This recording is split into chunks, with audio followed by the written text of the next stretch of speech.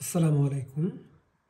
ইংরেজি বাক্য তৈরির জন্য নিচের শব্দগুলো জানতে হবে, কেননা এই যে ওয়ার্ডগুলো ছাড়া আমরা স্পোকেন ইংলিশের আমরা রাইটিং পারবো না, স্পিকিং পারবো না, আমরা অনেক সমস্যায় ভুগবো।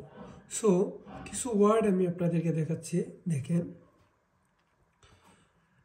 আই, আমি, ইউ, তুমি, উই, আমরা, they, তারা, he, say, she, say, it, এটা,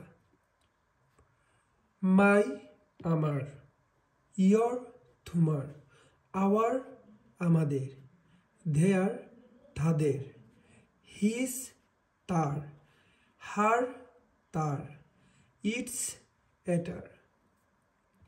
এইদিকে দেখেন, এগুলো হলো অবজেক্টিভ ফর্ম। সো এগুলো খুবই ইম্পর্টেন্ট। এদিকে আমার আই আছে এবং মাই আছে। এই দুইটির অবজেক্টিভ ফর্ম হলো মি, আমাকে, ইউ, ইয়োর, ইউ তুমি, ইয়োর তোমার, আর ইউ মানে তোমাকে, উই, আওয়ার। এইদিকে এই দুটির অবজেক্টিভ ফর্ম হলো আস, যেটির অর্থ হলো আমাদেরকে, দেই, দেয়ার।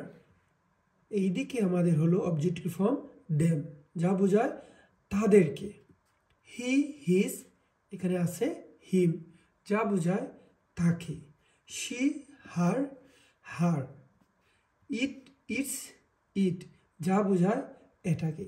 সো এই যে অবজেক্টিভ ফর্ম, এটা খুবই ইম্পর্টেন্ট। আমাদের অনেক স্পোকেন স্পিকিং অনেক ক্ষেত্রে আমরা ইউজ করে থাকি, স্পেশালি আমরা যখন প্যাসিভ ভয়েস করি, আমরা যখন অ্যাক্টিভ থেকে প্যাসিভ ভয়েস করি, তখন এইগুলা ব্যাপক গুরুত্বপূর্ণ ভূমিকা পালন করে।